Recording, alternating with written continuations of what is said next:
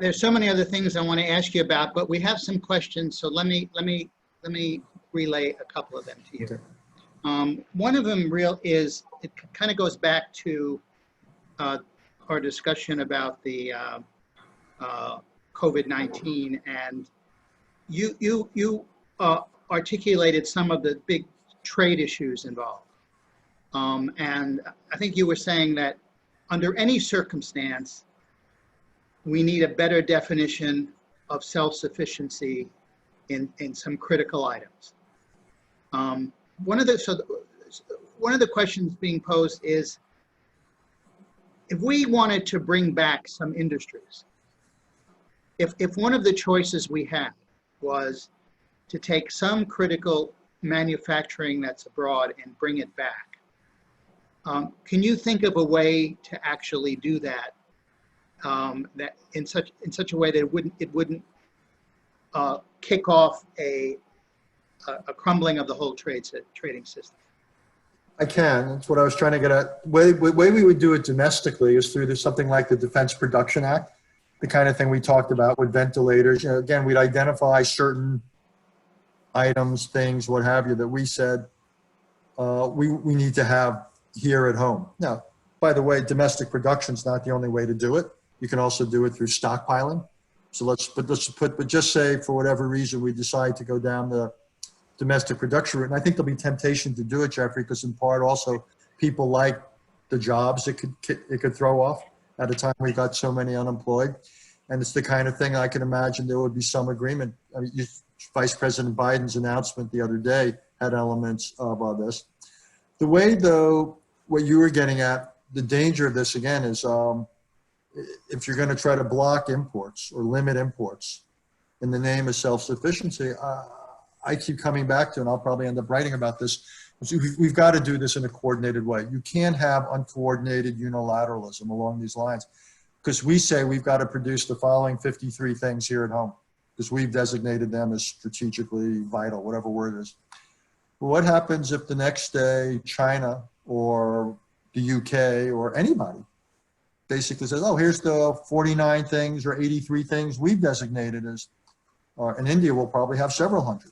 And then suddenly that's the end of trade. And with that, you know, again, we went to one extreme for people who are watching this, where the only things in many cases we cared about were price and efficiency. And what I think we've learned in this crisis is there's more considerations than price and efficiency. Again, we don't want to leave ourselves shorthanded at a critical time. But we don't want to go to the other extreme and forfeit all the advantages of trade: lower prices, lower inflation, greater opportunity, innovation, ability to export to others. We have millions and millions of jobs that are dependent on exports, the strategic ties it can build, and so forth. So the challenge here is how to move somewhat, I think that's the key thing, somewhat in the direction of greater self-sufficiency or diminished vulnerability to supply chain interruption without going overboard and kind of flicking a switch. I think people need to think more about dials or rheostats than switches. And again, it's just got to be coordinated. I would say, as a first step, once we figured out what we thought made sense for us, I'd say let's sit down with the Europeans, the Japanese, our principal trading partners, Mexicans, and the Canadians, and let's say, okay, here's what we would like to do. Let's talk about it. Let's see if we can come up with a mutually acceptable framework.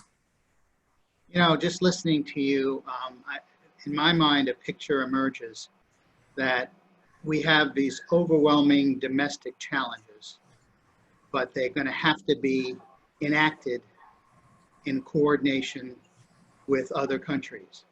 And that we have to basically, everyone has to accept the notion that the sort of unbridled globalism that we were used to, let's say, in the last 20 years, 30 years, that's really not going to be possible.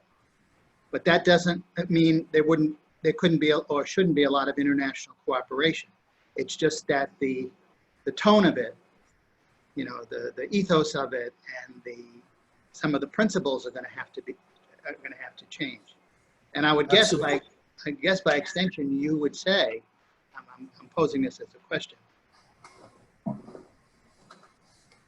does the U.S. have the leadership to basically move that dial the way you were talking about.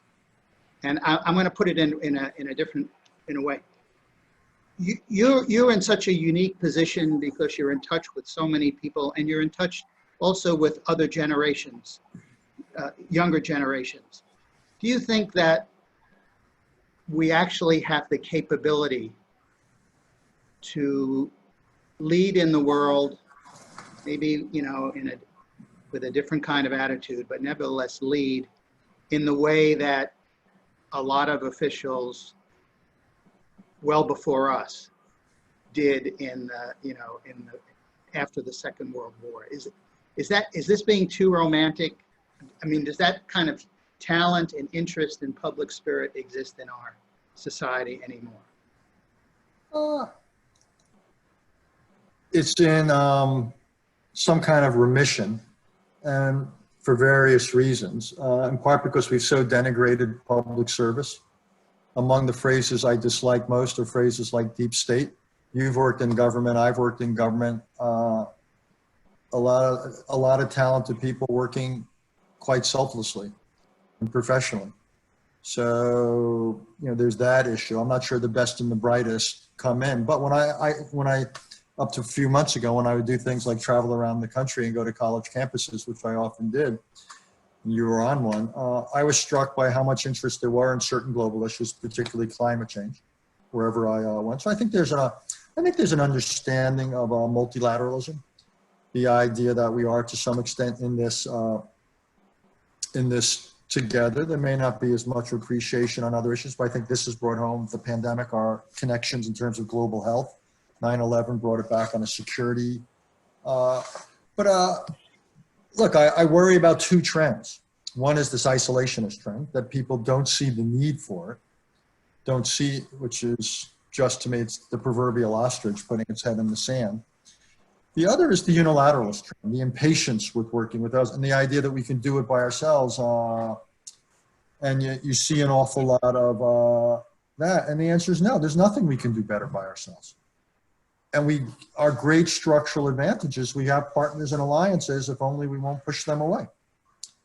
But we need to, in some ways, rediscover diplomacy, rediscover statecraft, think about what our priorities are, think about how we build pools of partners to deal with these challenges. But we had better. So I mean, you know, there was a wistful quality in your question about whether you were being romantic. I hope that's in a sense hard-headed, because we need to be there. And again, if we don't get this right, there's no substitute for us. And again, this is not arrogance. I'm not saying we can do it alone. My whole point is we can't do it alone, but it can't be done without us either. There's no one else who has the power, the standing, the habits. And what worries me is, you know, the alternative to a world that the United States is actively leading, and you mentioned the golden age of American leadership coming out of World War II. The alternative to a world that we are creatively leading is a world that is not being creatively led.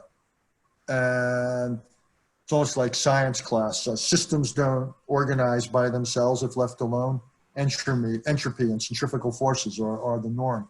And we're seeing the same thing in international relations. So whether it's global issues or an area like the Middle East, good things just don't happen in and of themselves by themselves. It takes common collective effort. And I worry that the United States in many cases seems to have gotten tired of performing that role.